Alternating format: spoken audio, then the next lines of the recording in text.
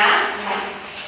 Eso significaba que la responsabilidad parental, siempre que existen dos progenitores, se ejerce en principio en forma conjunta, ¿sí? Si conviven, eso se daba como espontáneamente, y si no conviven esos progenitores, en principio también esa responsabilidad parental se ejerce en forma conjunta. Es decir, que esa responsabilidad parental es compartida.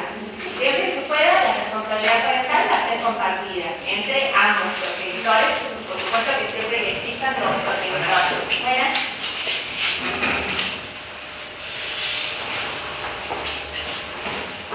Habíamos hablado también de los principios que rigen la responsabilidad parental. Habíamos dicho que el principio rector de la responsabilidad parental, como de prácticamente todo el derecho de familia, es el interés superior del niño. Saben que surge de la Convención de los Derechos del Niño, del artículo 3, y que también algo muy importante en la responsabilidad parental, y siempre que un niño se encuentra involucrado en algún conflicto o alguien tenga que resolver una cuestión en la que un niño se encuentra involucrado, es el derecho a ser oído del niño. Ese derecho a ser oído forma parte del interés superior del niño, ¿sí? Artículo 12 de la Convención de los Derechos del Niño.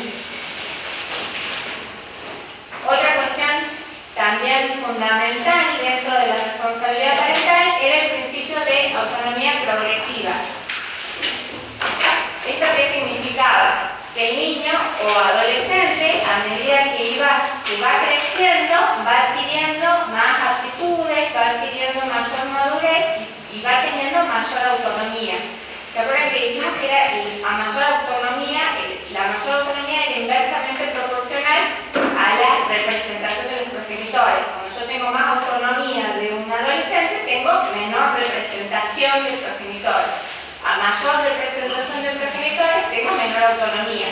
¿Esto qué quiere decir? Que vamos a diferenciar entre niños muy pequeños, que prácticamente necesitan toda la representación de sus progenitores, y no tienen autonomía para poder decidir sobre ninguna cuestión, a niños mayores, por decirlo de alguna manera, por ejemplo, adolescentes, que van a tener mayor autonomía, que van a poder tomar determinadas decisiones y que por ende la representación de sus progenitores o de sus representantes legales va a disminuir. ¿Se acuerdan de eso?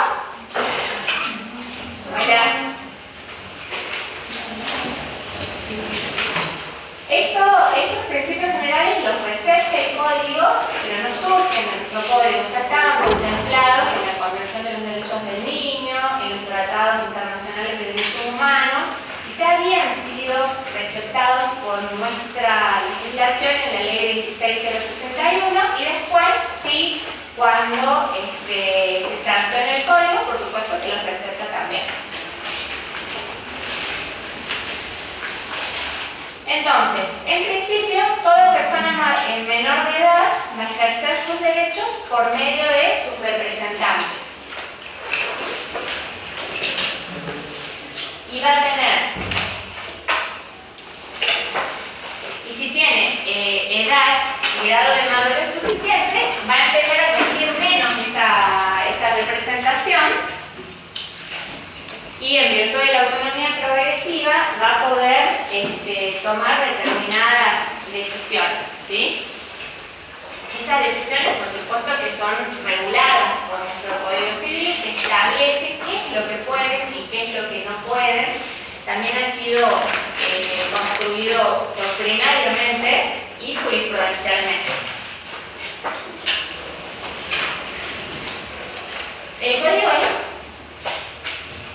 El código es específico con algunas cuestiones. Por ejemplo, regula cuáles son los actos que el hijo menor de edad puede ejercer por sí mismo. Actos para los cuales no necesita autorización, no necesita sentimiento y no necesita representación de sus progenitores.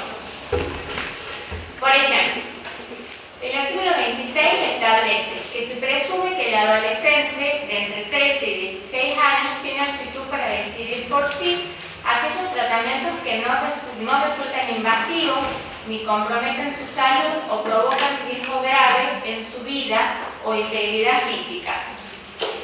Por ejemplo, una vacunación podría ser recibida solamente por el hijo entre 3 y 16 años porque no resulta invasivo, no compromete su salud ni perjudica su vida, ni forma parte de un riesgo para su vida. Podría ser también una extracción de sangre, podría ser también algún estudio no invasivo, como por ejemplo una radiografía o una ecografía, por ejemplo. Esos son actos que el niño entre 3 y 16 podría decidir por sí mismo sin que sea necesaria la intervención de su representante. Sigamos. A partir de los 16, el adolescente es considerado como un adulto para las decisiones atinentes al cuidado de su propio cuerpo. No se requiere consentimiento ni asentimiento. Es decir, que desde los 16 años en adelante, bueno, hasta los 18, porque después por supuesto se puede porque es mayor de edad, es considerado como un adulto para las decisiones respecto de su propio cuerpo, ¿sí? No necesita ningún tipo de asentimiento, ningún consentimiento, ninguna autorización, ninguna representación de un adulto ni de su representante legal.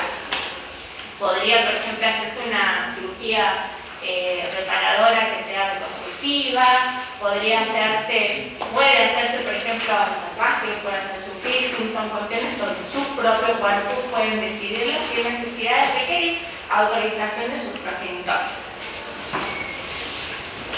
La persona menor de edad que ha obtenido el título habilitante para el desarrollo de una profesión puede ejercerla por cuenta propia sin previa autorización. Por ejemplo, si una persona de 16 o un adolescente de 16 o 17 años obtiene algún título, no sé, por ejemplo, de desarrollador de software, puede ejercer los actos, puede, con el dinero que gana, por ejemplo, vendiendo un software, puede decidir qué hacer con ese dinero y hacerlo, ¿sí? Sin necesidad de tener autorización de sus progenitores. Puede administrar ese dinero que ganó, por ejemplo, todas las cuestiones referidas al dinero que gana con su propio trabajo, ¿no? Tiene la administración y disposición de los bienes que adquiere con el producto de su profesión y puede estar en juicio civil o penal por cuestiones derivadas. Por ejemplo, si él vende ese software y necesita iniciar una acción civil en contra de la persona que le compró el software, puede hacerlo sin necesidad de tener un representante que actúe por él o tener que actuar con alguien con un consentimiento o con un asentimiento, ¿sí?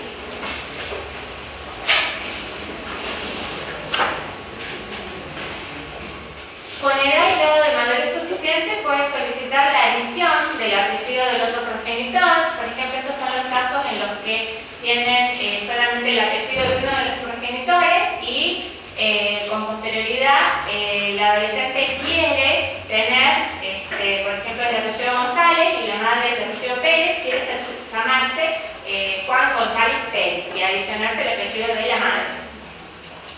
Puede hacerlo sin necesidad de representación de su representante legal.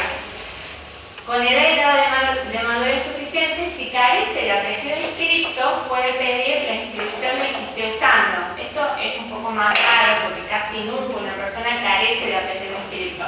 Pero si llegara a suceder, puede pedir que se le adicione el apellido y puede ser, en este caso tiene que demostrar esa persona menor de edad que ese apellido es el que está usando y que con ese apellido lo conoce. ¿Sí? Por ejemplo, lo conocen en la escuela, lo conocen en su círculo de amigos, entonces así sí se le adiciona ese apellido. El hijo adoptado con edad y grado de madurez suficiente tiene derecho a conocer los datos de su origen y puede acceder, si lo requiere, al expediente judicial y administrativo de adopción y otra información que consta en los registros cuestión de los adoptantes. Esto ya lo habíamos visto cuando vimos adopción, creo que la doctora Faerman lo comentó, que puede pedir el expediente y puede tener acceso a toda esa documentación sobre los datos de sus orígenes. El hijo adolescente adoptado está facultado para iniciar una acción autónoma a los fines de conocer sus orígenes, debiendo contar con asistencia letrada. En este caso sí necesita contar con un abogado. El hijo adoptado con edad y grado de madurez suficiente puede solicitar que se mantenga el apellido de origen sin el consentimiento de los adoptantes. Es decir, que aun cuando sus adoptantes no consintieran que la persona adoptada mantenga su apellido de origen, si esa es la voluntad, puede pedirlo y puede mantenerlo también. En ese caso puede mantenerlo solo o puede mantener su apellido de origen y adicionar el apellido de los adoptantes, que también a veces puede pasar.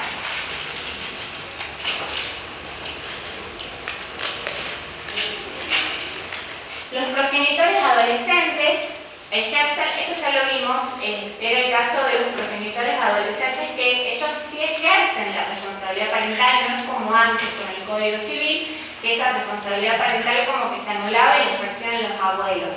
Hoy en día sí ejercen la responsabilidad parental, los progenitores adolescentes pueden decidir y realizar las tareas de cuidado, de educación de sus hijos y de salud. Pueden reclamar alimentos si tienen madurez suficiente y lo tienen que hacer con asistencia letrada. Pueden estar en juicio, se presume que cuenta con autonomía suficiente para intervenir en un proceso conjuntamente con sus progenitores o de manera autónoma, ¿sí? Esto va a depender también de los intereses de ese niño, si coinciden con los intereses de los progenitores o no coinciden. Y ahí intervienen de manera autónoma. El hijo menor de edad puede demandar a sus progenitores sin previa autorización judicial si cuenta con edad, con grado de madurez y asistencia letrada. Puede estar en juicio cuando sea acusado criminalmente, pueden reconocer hijos. ¿Qué más? Pueden administrar los bienes adquiridos durante el trabajo, empleo o profesión, aunque convivan con sus progenitores. Eso es cuando ganan algo producto de su propio trabajo.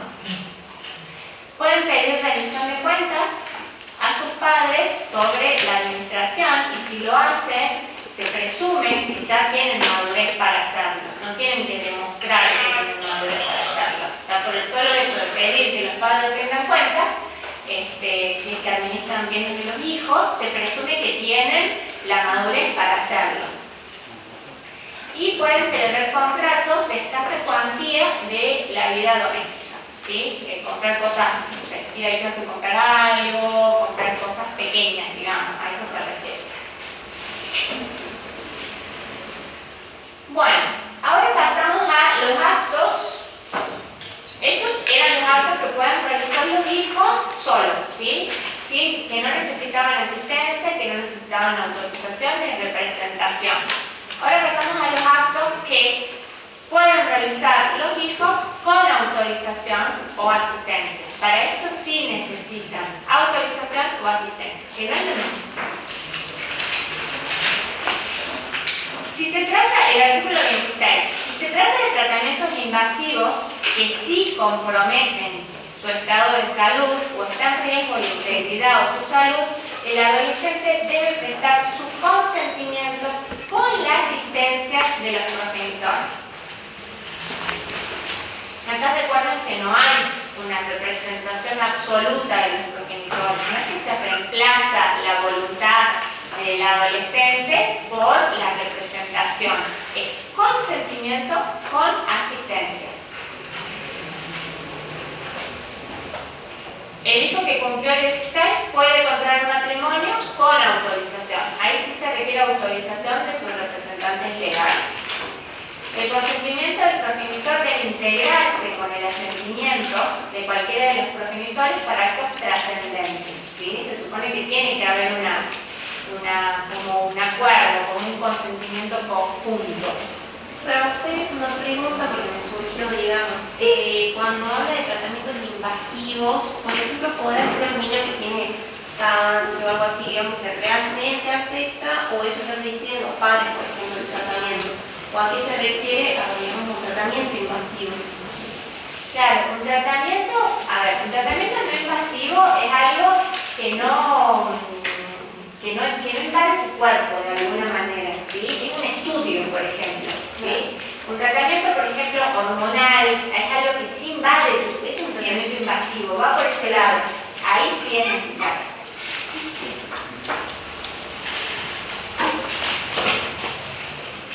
Para ingresar a comunidades religiosas, fuerzas armadas de seguridad, eso ya lo habíamos visto también cuando vimos la primera parte de la responsabilidad parental. También necesitan autorización para salir del país, para estar en juicio en todos los supuestos en que no puede actuar por sí. El caso de que necesitas recursos también ya lo vimos en la clase pasada. Y si es menor para ejercer oficio o profesión, también ya lo vimos en la clase pasada. Y por último vamos a ver actos que es al revés, o sea, actos que ejercen los progenitores, pero que requieren la voluntad del hijo. No es que los progenitores pueden decidir absolutamente sobre sus hijos, ¿sí? Obviamente nosotros tenemos cuestiones referidas a estos mismos, ¿no? A los hijos. Por ejemplo, los progenitores no pueden hacer contratos por servicios o prestar por su hijo. No pueden hacer contratos por servicios a prestar por su hijo, o sea, por servicios para que preste su hijo adolescente o para que aprenda algún oficio sin el consentimiento del hijo.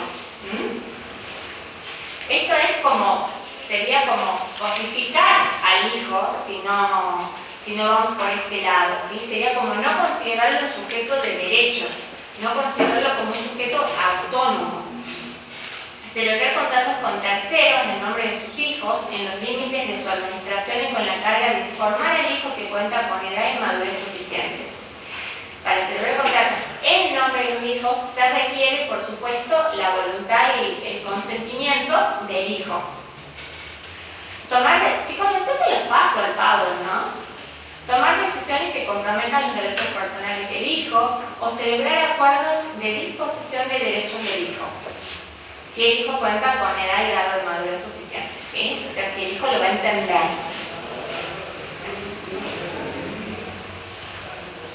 Bueno, ¿qué pasa con las rentas de los bienes de los hijos? Para el Código Civil, la regla general era que esa renta de los bienes de los hijos otorgaba a los progenitores el usufructo de esos bienes. Es decir, ellos podían disponer de ese usufructo libremente. Ahora, lo que hace el Código Civil y Comercial es que parte como de un paradigma diferente en este sentido, respetando al hijo, al adolescente o al niño como sujeto de derecho, y lo que establece es que las rentas de los bienes de los hijos pertenecen a estos, es decir, pertenecen a los hijos. Por supuesto que esto tiene fundamentos en derechos humanos, constitucionales y convencionales. Y se refiere a esto de que los hijos son personas diferentes de sus padres, que son titulares también de derechos y de los derechos económicos que les puedan corresponder también. También tiene que ver, por supuesto, con el principio que venimos hablando y que rige toda la responsabilidad parental y todo lo que tiene que ver con los niños y con los adolescentes, que es el principio de autonomía progresiva, de que estos niños o estos adolescentes, a medida que van creciendo y que tienen mayores aptitudes, puedan ir tomando decisiones, por supuesto, sobre cuestiones relativas a ellos y también sobre cuestiones relativas a los bienes que puedan tener ellos.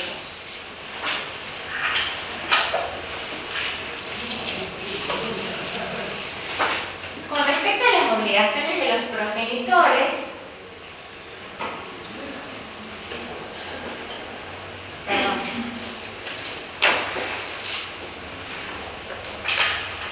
los progenitores tienen la obligación de preservar las rentas y los beneficios que produzcan los bienes de los hijos.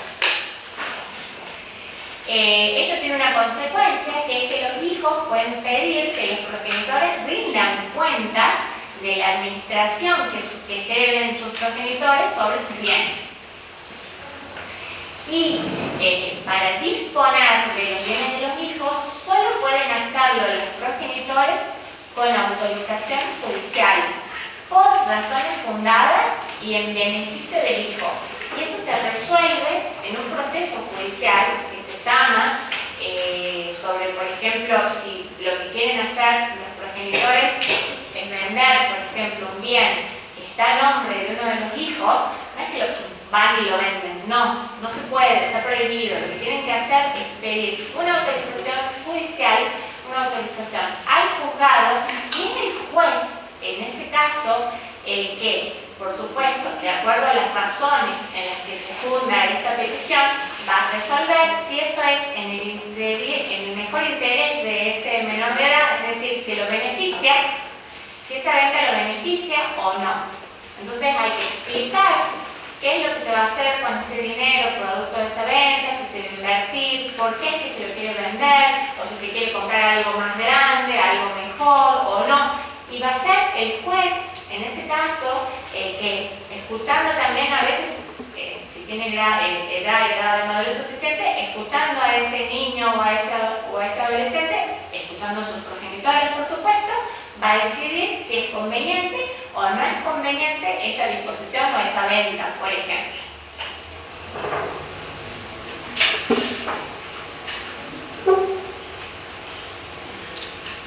Excepciones. Hay casos en los cuales los progenitores que ejercen la administración de los bienes de sus hijos están facultados legalmente para utilizar las rentas que producen sin necesidad de recurrir a una autorización judicial, pero sí con la obligación de rendir cuentas. Sí van a tener que rendir cuentas. Y esas excepciones están previstas, por supuesto, en el Código Civil y son para solventar los gastos que puedan derivar de la subsistencia y educación del hijo cuando los progenitores no puedan asumir esa responsabilidad a su cargo por incapacidad o dificultad económica. Por ejemplo, para solventar los gastos del hijo y de la persona que haya instituido heredero al hijo, o para gastos de conservación de capital, devengado durante la minoridad del hijo. O sea, para esos casos sí no se requiere autorización judicial. Bueno, el código establece en el 689 contratos que están prohibidos, es decir, que no se pueden celebrar entre progenitores e hijos. Y dice, los progenitores no pueden hacer contrato alguno con el hijo que está bajo su responsabilidad, excepto lo dispuesto para las donaciones sin cargo, que esas están previstas en el 1549. No pueden, ni aún con autorización judicial, comprar por sí ni por persona interpuesta bienes de su hijo, ni constituirse en cesionarios de créditos, derechos o acciones contra su hijo, ni hacer partición privada con su hijo de la herencia del progenitor prefallecido, ni de la herencia en que sean con él coherederos o colegatarios, ni obligar a su hijo como fiadores de ellos o de terceros. ¿Sí? Esto en virtud de la transparencia de los regímenes patrimoniales, es que no se pueden celebrar este tipo de contratos. Entonces, para todos los actos de disposición de los bienes de los hijos, se necesita una autorización judicial, ¿sí? Se necesita iniciar un proceso judicial y va a terminar siendo un funcionario, un juez, el que va a decidir si puede o no puede ejercerse ese acto de disposición. Por supuesto, siempre teniendo en cuenta el interés superior del niño, como en todos los procesos que están involucrados ellos. Con respecto a la autonomía laboral, los menores de edad adquieren autonomía laboral a los 16 años. El menor de 16 años no puede ejercer oficio, profesión o industria sin autorización de sus progenitores. ¿Sí? Ahí sí requiere autorización. Si perjuicio de ello el hijo mayor de 16 años que ejerce profesión o oficio, se presume que está autorizado por sus progenitores para hacerlo. Con respecto a la administración de los bienes de los hijos, esta administración se encuentra a cargo de los progenitores y debe ser, así como debe ser realizada de manera conjunta por ambos, ¿sí? Esto es lo que hablábamos de la corresponsabilidad.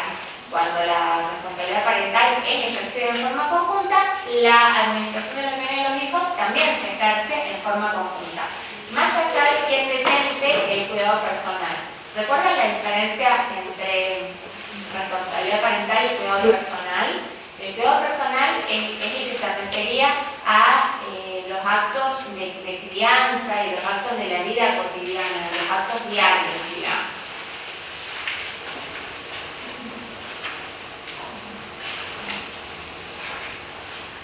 El artículo 686 plantea las excepciones a este principio que veíamos antes, que es el que la administración de los bienes de los hijos está a cargo de ambos progenitores.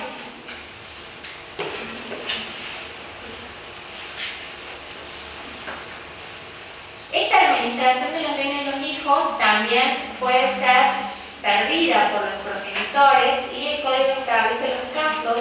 ¿Qué es lo que tiene que pasar para que se pierda esta administración? Por ejemplo, que la administración haya sido ruinosa, ¿sí? Que haya dado pérdidas, que haya estado mal administrado, y que haya ineptitud para la administración o concurso o quiebra del progenitor. También los progenitores, que ya vamos a ver la privación de la responsabilidad parental, que es cuando se da esa privación. Los progenitores pierden esta administración de los bienes de los hijos cuando son privados de la responsabilidad parental.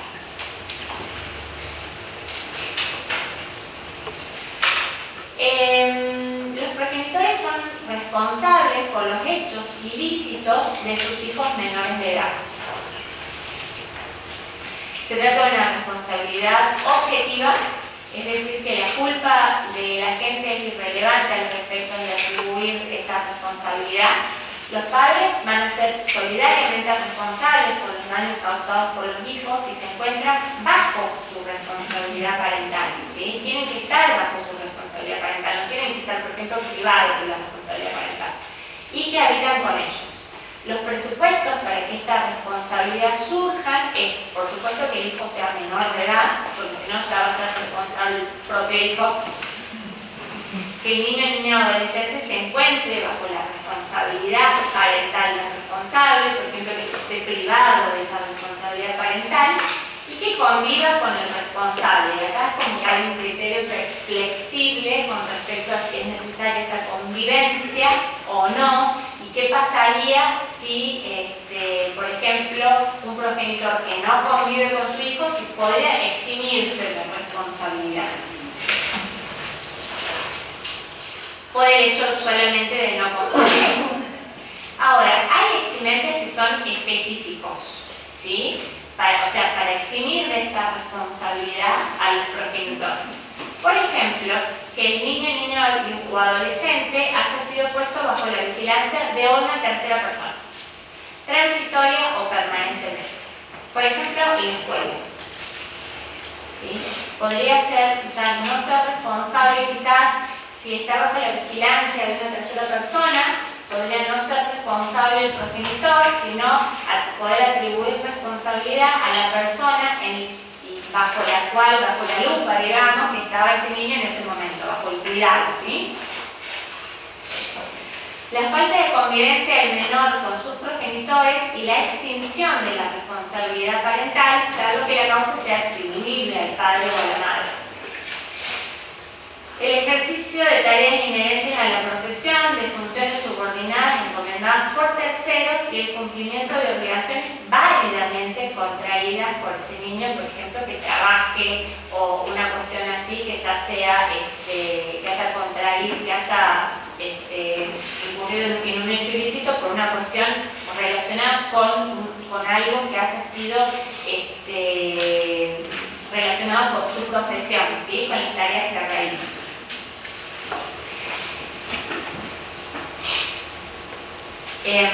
Recuerden que vimos el caso de la delegación del ejercicio de la responsabilidad parental y se podía como delegar, como deslindar, como separar la responsabilidad parental de su ejercicio y podía delegarse ese ejercicio de la responsabilidad parental en otras personas que no son los progenitores.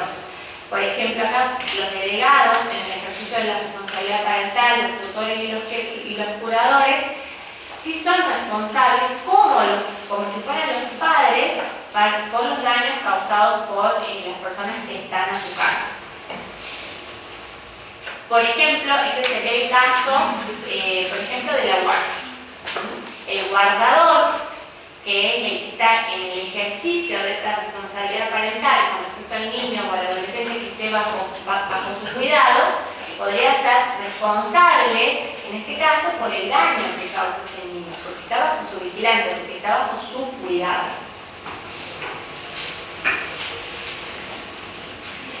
Bueno, ¿cuándo termina la responsabilidad parental? ¿Cuándo se extingue? También está previsto por el código y hay diferentes causas de extinción de la responsabilidad parental. Por ejemplo, muerte del progenitor o del hijo, por supuesto, claramente. Profesión del progenitor en instituto monástico, esa sería otra causa de extinción de la responsabilidad parental. Por alcanzar el hijo la mayoría de edad, termina la responsabilidad parental. Emancipación, también termina la responsabilidad parental. Adopción del hijo por un tercero, sin perjuicio de la posibilidad de que se la restituya en caso de revocación o que por ejemplo, que esa adopción sea declarada nula. En esos casos se extingue, ¿sí?, la responsabilidad parental. Otra cosa es la privación, o sea, la privación de la responsabilidad parental requiere una decisión judicial, ¿sí? Requiere un proceso judicial en el cual se va a tener que decidir, se va a tener que valorar si es conveniente o no es conveniente privar a ese progenitor de la responsabilidad parental. Por supuesto que los principios que van a regir este proceso son los mismos principios que ya vimos de la responsabilidad parental. El interés superior del niño, fundamentalmente el interés superior del niño, va a ser la autonomía progresiva y también va a ser el derecho a ser oído del niño, niña o adolescente, ¿sí? Cuando se priva a un progenitor de la responsabilidad parental con respecto a sus hijos. Esta enumeración que hace el Código Civil es taxativa, ¿sí? No puede haber otras causas. Son solamente las que están consagradas en el Código Civil y Comercial. Puede ser por ser condenado como autor, coautor, instigador o cómplice de un delito doloso contra la persona o bienes del hijo, ¿sí? Por abandono del hijo, dejándolo en un total estado de desprotección. O sea, no es cualquier abandono. Es un abandono en el que yo lo dejo totalmente desprotegido. Porque hay casos, por ejemplo, en los que hay distanciamientos entre padres e hijos, pero eso no significa que hay un abandono, ¿sí? Un distanciamiento no es un abandono. Hay que diferenciar. Si, por ejemplo, ese padre se distanció de ese hijo, pero sigue cumpliendo, por ejemplo, con una cuota alimentaria, de alguna forma sigue relacionado, ahí ya no encuadra acá, porque ya no estamos hablando de un total estado de desprotección, es lo que dice el código. Y aquí dice, aun cuando quede bajo el cuidado del otro progenitor o la guarda de un tercero. No importa que otra persona le esté cuidando, para que se configure este supuesto del inciso 2 del artículo, ¿sí? Importa que ese progenitor al que yo le voy a privar de la responsabilidad parental lo haya dejado en un total estado de desprotección. Otro supuesto es poner en peligro la seguridad, la salud física o psíquica del hijo, o haberse declarado el estado de adoptabilidad. ¿Esa es la diferencia? Sí, había otra. ¿Hay otra?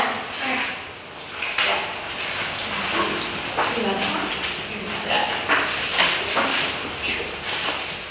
Acá les dejo un fallo de privación de la responsabilidad parental tiene que ser resuelto por un juez, ¿sí? En un proceso judicial. Acá se trata del supuesto número 2, que es el abandono de los hijos. Y dice, se hace lugar a la demanda de privación de la responsabilidad parental interpuesta por la tía de 5 niños, hijos de su hermana, y de filiación paterna no reconocida. O sea, acá no había otro progenitor que se pudiera hacer cargo de esa responsabilidad parental con respecto a sus hijos, porque no tenían filiación paterna reconocida. Atento a que la madre de los niños hace más de 5 años que se ha desentendido de su cuidado, encontrándose desde entonces al exclusivo cuidado del actor. En efecto, dice, la conducta de la progenitora encuadra en el supuesto del inciso B del artículo 700, que es ese que yo les decía, que es el abandono cuando se deja a una persona en total estado de protección. Y dice, al encontrarse acreditada la ausencia total de aquella en la vida de sus hijos, así como su escasa y casi inexistente presencia, evidenciando un total desinterés en esto. A ello se agrega su conducta procesal. Por lo general, en estos procesos de privación de la responsabilidad parental, casi nunca se presentan a estar en juicio, ¿sí? Los demandados, digamos, a quienes se quiere privar de la responsabilidad parental, que no tienen interés tampoco en hacerlo. En la mayoría de los casos, por supuesto, hay otros casos que sí se presentan. Pero si ya no vienen ejerciendo, ya existe un abandono de la responsabilidad parental, esa conducta procesal también se ve reflejada en el proceso judicial, porque directamente no comparecen a cada derecho, no se presentan, no aparecen. Dice, en este caso es así, porque dice, a eso se agrega su conducta procesal por cuanto al ser notificado para comparecer en cada derecho y contestar demanda, no lo ha hecho. Todo esto es suficiente para considerar la privación de la responsabilidad solicitada por la causal de abandono. Como contrapartida surge el cuidado y la dedicación que ha asumido la tía materna de los niños. Y en servicios brindarles la necesaria protección y contención material, afectiva, psicológica y educativa, conformando una familia sustentada en un vínculo estable. A su vez, acá surge el derecho a ser oído de los niños. Dice, en la audiencia celebrada con los niños, estos se presentan cuidados, aseados, desinhibidos, efectuando un relato espontáneo de su forma de vida, la escuela a la que asisten, relaciones entre ellos y con las tías y primos, haciendo alusión los más pequeños a los pocos recuerdos que ya tienen de su mamá. Por último, se aclara que la privación de la responsabilidad parental precedentemente dispuesta no importa la total desvinculación respecto de los niños involucrados, a quienes podrá seguir viendo o empezar a hacerlo. ¿Y esto a qué apunta? A que la privación de la responsabilidad parental no es un castigo. O sea, no se está castigando al progenitor que no esté ejerciendo adecuadamente la responsabilidad parental. Se está protegiendo a los niños, niñas o adolescentes. O sea, acá deja una puerta abierta esta resolución judicial para decir, sí, perfecto, lo mejor para estos niños en este momento es privar de la responsabilidad parental porque no le está ejerciendo, hay un abandono absoluto y la persona que la está ejerciendo es la tía. No le puse la parte que sigue, pero también le da la tutela a la tía. Pero sí es importante esto de que deja la puerta abierta para la madre, para decirle, pero si querés vincularte con tu hijo, puedes hacerlo.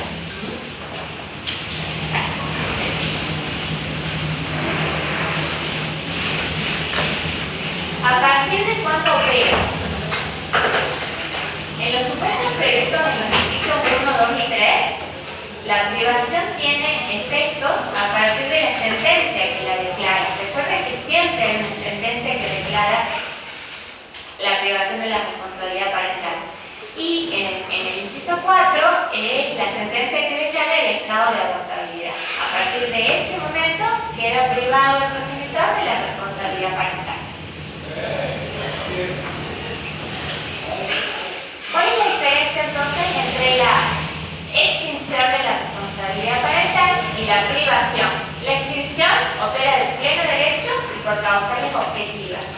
Y la privación va a requerir siempre de una valoración, va a requerir de un proceso, que esa decisión provenga de un juez. Por supuesto que esa decisión lo que va a tener en cuenta siempre va a ser el interés superior de ese niño, niña o adolescente y que esa privación realmente sea lo que más le convenga.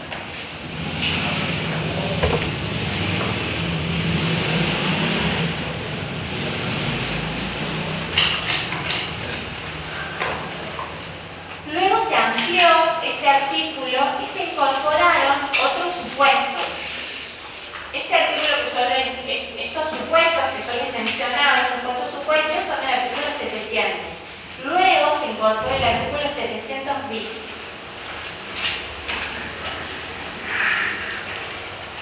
Y dice, cualquiera de los progenitores incorpora estos supuestos que son, que siguen siendo taxativos, ¿sí? No puede haber otras causales. Cualquiera de los progenitores queda privado de la responsabilidad parental por ser condenado como autor, coautor, instigador o cómplice del delito de homicidio agravado por el vínculo o mediando por violencia de género conforme a lo previsto por el artículo 80, incisos 1 y 11 del Código Penal en contra del otro progenitor. Profe, ¿puede ser que este sea uno de los pocos artículos del código que menciona violencia de género? ¿El único caso? No sé si es lo único, pero sí son pocos. Sí.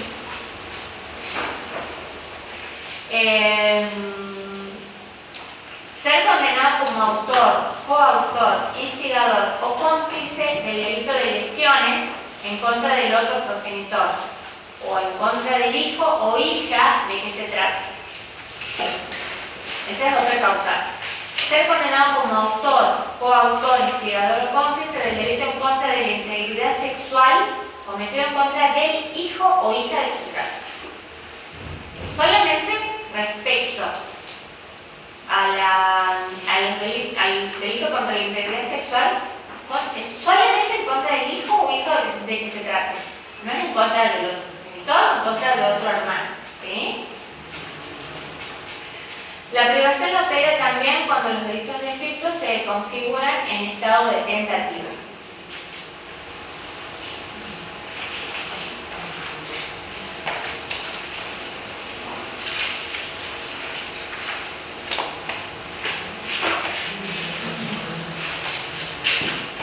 Nosotros tuvimos un caso en el que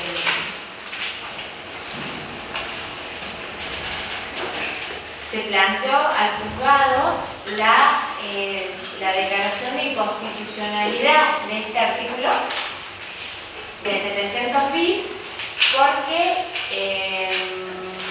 con respecto a por eso les mencionaba como llamó la atención, con respecto a ser condenado como autor del delito contra la integridad sexual en contra del hijo.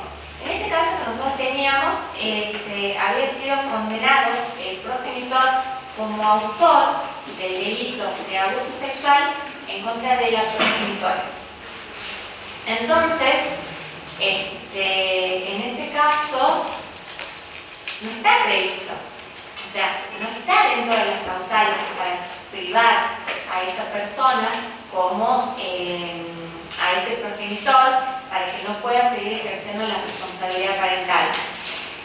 Este pedido se fundó también en la violencia de género, en el derecho a vivir una vida sin violencia de esa mujer, que si ella tenía que compartir, digamos, la responsabilidad parental, que en principio es compartida, con esa persona, realmente iba a ser muy angustiante para ella y no sabíamos si parte de la chica que ha sido un abuso sexual cuando ella era menor de edad y cuando se inicia la acción ella tenía 19 años. Entonces, en ese caso ella no se consideraba que estaba preparada o que apta, que iba a poder ejercer esa responsabilidad parental con ese progenitor que había sido su abusador. A todo esto, eso no era suficiente para esta causa. ¿Por qué? Porque siempre más allá de que esto era súper válido y es un derecho que tiene toda mujer, vivir una vida sin violencia, lo que nosotros teníamos que demostrar en ese momento también, que fundamental, es el interés superior del niño, o sea, que eso no era conveniente para ese niño, que su progenitor ejerce la responsabilidad parental no era conveniente. Entonces se lo planteó como privación de la responsabilidad parental y declaración de inconstitucionalidad del artículo 700.000 por no contener ese supuesto.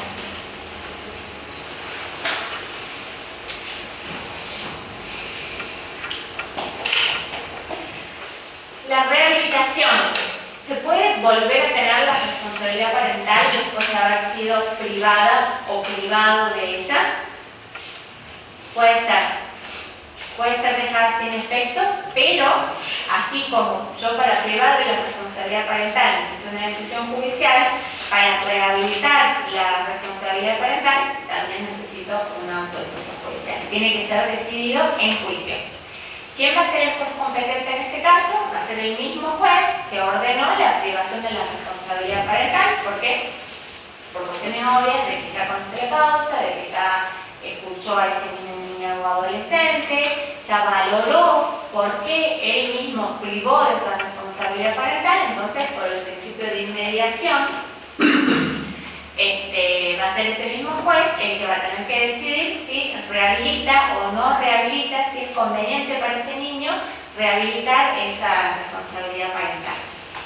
Lo que se debe demostrar, por supuesto, siempre es el interés superior del hijo, y ese hijo debe participar en el proceso. Ese hijo debe ser escuchado en el proceso, como en todos los procesos en los que están involucrados los niños, niñas y adolescentes.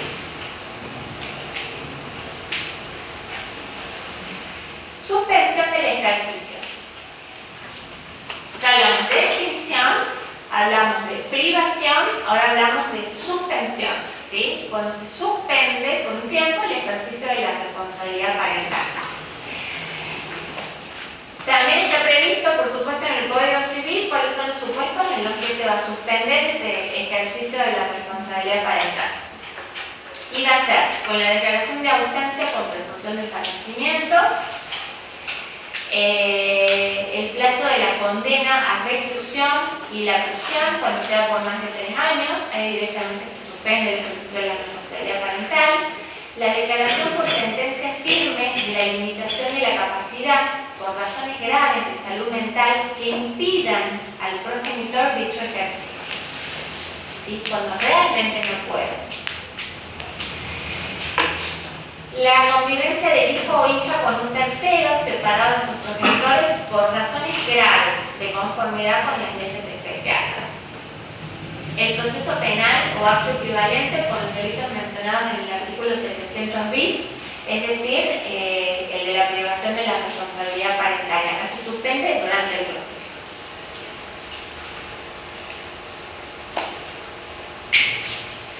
Una cuestión muy importante es que aun cuando se priva la responsabilidad parental o cuando se suspende la responsabilidad parental, subsiste el deber alimentario.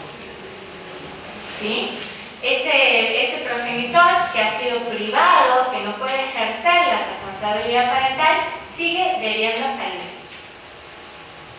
Es la única, digamos, obligación que va a subsistir, ¿sí? Todo lo demás no va a tener ningún derecho, no va a tener ninguna obligación, salvo la obligación alimentaria.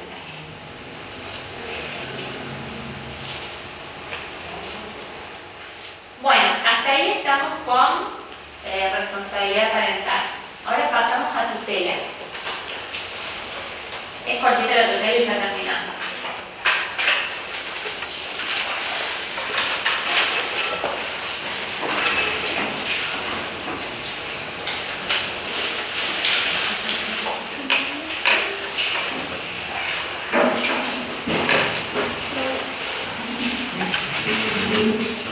Bueno, la tutela está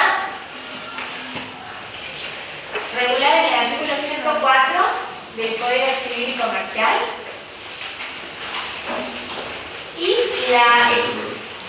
Y el objeto que tiene es la de brindar protección a la persona y bienes de un niño, niña o adolescente que no ha alcanzado la plenitud de su capacidad civil, cuando no haya una persona que ejerza la responsabilidad parental.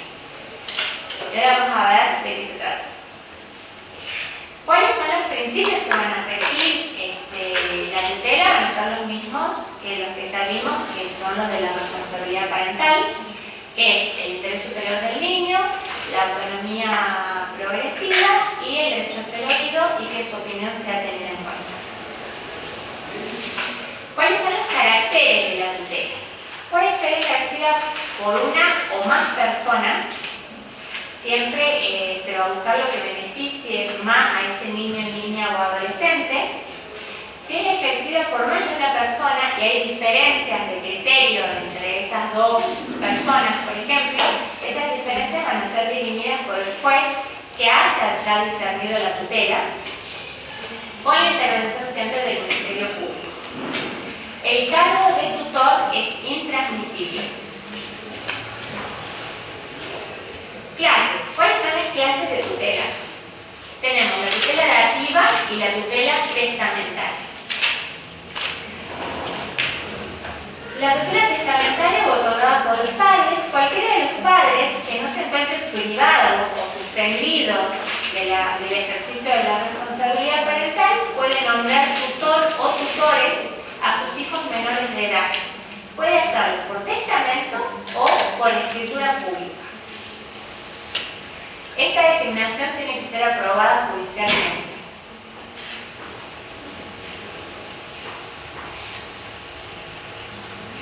Se tienen por no escritas las disposiciones que eximen al tutor de hacer inventario, lo autorizan a recibir los bienes sin cumplir ese requisito o lo liberan de rendir cuentas. ¿Por qué? Porque el tutor, esa es una obligación que va a tener siempre, la del inventario y la de la rendición de cuentas. Entonces, esa es la tutela testamentaria, que es la otorgada por los padres, que hace por testamento o por escritura pública. Y después tenemos la tutela dativa.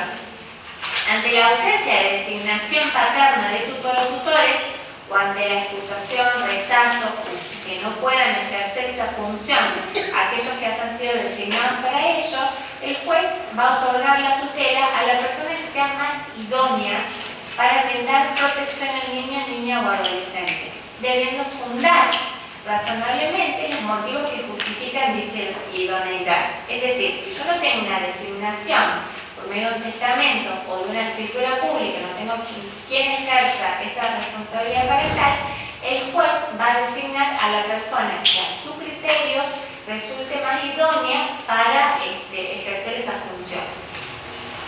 Por supuesto que tiene que fundar su decisión, pero como todas las decisiones que tome el juez deben ser fundadas. El artículo 108 del Código establece las prohibiciones para ser tutor dativo. ¿Quién no podría ser tutor? El juez no puede conferir una tutela dativa a su cónyuge, conviviente o parientes dentro del cuarto grado o segundo de afinidad, es decir, del juez. A las personas con quien mantiene amistad íntima, ni a los parientes dentro del cuarto grado o segundo por afinidad.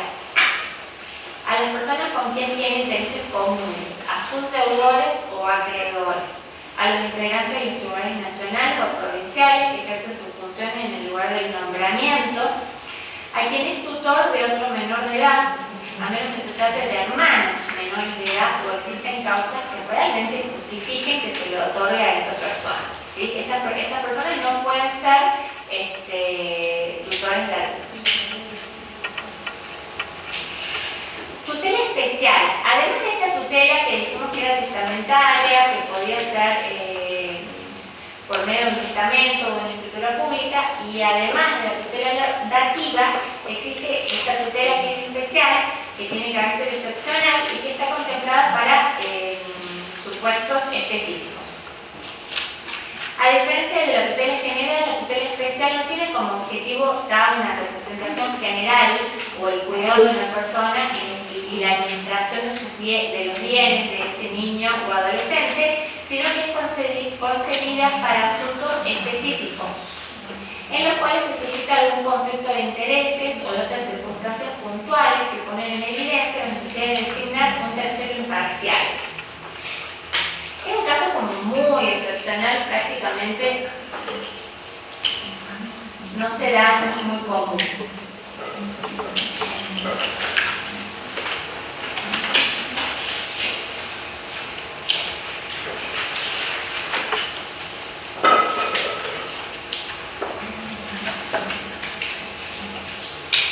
Bien.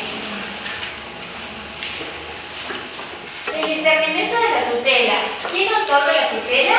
Un juez, ¿sí? Siempre va a ser un trámite que se va a hacer judicial. Siempre en un proceso. ¿Quién va a ser el juez competente? El juez del centro de vida de ese niño, niña o adolescente. Otra regla de este proceso es que siempre va a tener intervención el Ministerio Público. También va a tener que tener intervención el equipo interdisciplinario. Es decir, va a intervenir una asistente social, va a intervenir una psicóloga para evaluar no solo a ese niño, niña o adolescente, sino también a ese tutor. Por supuesto que la decisión va a ser en virtud y siempre como principio rector va a tener el interés superior de ese niño, niña o adolescente, y como parte integrante de ese interés superior siempre se va a oír, se va a escuchar a ese niño y se va a tener en cuenta su opinión de acuerdo a su edad y grado de madurez. Con respecto al ejercicio de la tutela, el tutor va a ser el representante legal de ese niño, niña o adolescente en todas las cuestiones de carácter patrimonial, sin perjuicio del derecho a ser oído de ese niño o adolescente y el principio de capacidad progresiva. El tutor también va a ser responsable por los daños causados por su tutelado. Los actos que están prohibidos son los mismos actos prohibidos de los padres respecto a los hijos. Por ejemplo, los contratos prohibidos van a ser los mismos que estaban prohibidos respecto a progenitores e hijos, van a ser prohibidos respecto de tutores y tutelados. Los actos que puede realizar el tutor previa autorización judicial son los mismos que se tienen en cuenta para la responsabilidad parental. ¿Sí? Prácticamente a la tutela, como se trata de un cuidado de niños, niñas o adolescentes, se aplican muchas de las reglas de la responsabilidad parental. Los tutores tienen el deber de rendir cuentas. Por lo general, en el expediente, o sea, en el que se discierne esa tutela, se establece un plazo para que los tutores rindan cuentas, en los cuales ellos tienen que primero denunciar cuáles son los bienes que tienen esas personas, sus tutelados, y se van estableciendo plazos para que vayan rindiendo cuentas. Y después se presentan esas rendiciones de cuentas. En los expedientes, esas rendiciones de cuentas por general se corren vistas al Ministerio Público, se corren vistas, a veces son complejas, al contador del Poder Judicial, como en nuestro caso el contador del CIF, para que también se expida sobre esa rendición de cuentas y posteriormente es aprobada o no, o se pide alguna aclaración también de esa rendición. Se rinde cuentas al término de cada año. En casos excepcionales también se puede pedir que se rindan cuentas en otros plazos o en plazos más cortos, por ejemplo, y al cesar el cargo, o sea, cuando termina el cargo de tutor, se debe también realizar una rendición de cuentas. O también cuando el juez lo considere pertinente por alguna cuestión, algo que haya sucedido en el expediente. O también puede ser a petición del Ministerio Público Fiscal. Bueno, la finalización. ¿Cuándo termina la tutela? Con la muerte del tutelado, por supuesto, o su emancipación, o la desaparición de la causa que dio lugar a la tutela, o la muerte, incapacidad o declaración de capacidad restringida o remoción o renuncia a tutor.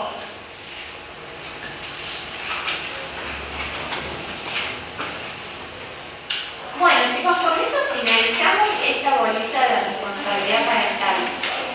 ¿Tienen alguna duda? ¿Quieren que conversemos de algo en especial antes de los trabajos prácticos? Profe, esta parte de tutelación, lo que dijiste ahí, no está porque tienen muchos artículos, aparte de los que vimos ahí.